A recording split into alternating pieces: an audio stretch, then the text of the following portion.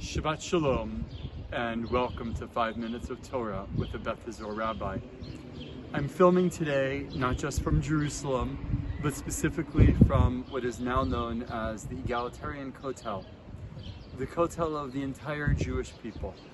You'll see behind me part of the Kotel, and even behind me some of the stones, the rocks that were thrown off of the Har Habayit from the Temple Mount when the Romans destroyed the temple nearly 2,000 years ago.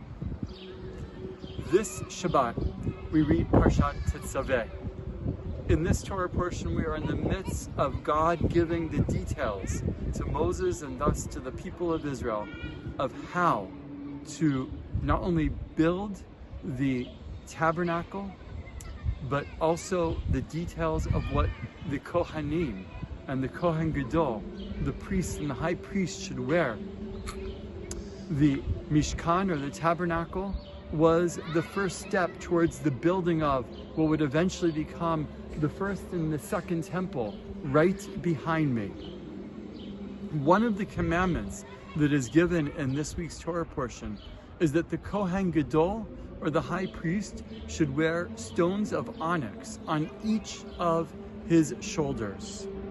And on each of these stones of onyx, he should place the names of 6 of the Bnei Yisrael, of the children of Israel, and thus 6 of the names of the tribes of Israel. The Torah tells us that in doing this, it is part of the completion of the Kohen Gadol's dress, and it also tells us that the name should be for the sake of zikaron, for the sake of remembrance. Rashi explains that this means that it should be for the remembrance of the acts of tzedakah, the acts of righteousness of the entirety of the Jewish people. The Or HaChaim actually explains to us that by placing each of these stones on his shoulders, the Kohen Gadol is engaging in the act of one mitzvah, one commandment.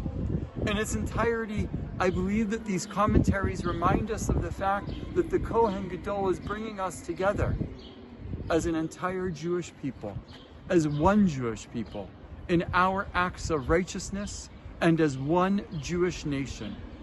Today, we know that there have been many challenges to the Jewish people, not only over the last couple thousand years, but even over the last few months.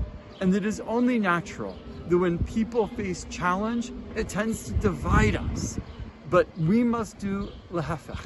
We must do the opposite. We must come together as one Jewish people, so that indeed we are not divided by our challenges, so that we can remain strong even in the face of fallen rocks that have been sent over the Har Habayit, over the Temple Mount by our enemies, so that we remain one strong Jewish people here in Israel for thousands of years to come, and of course around the world.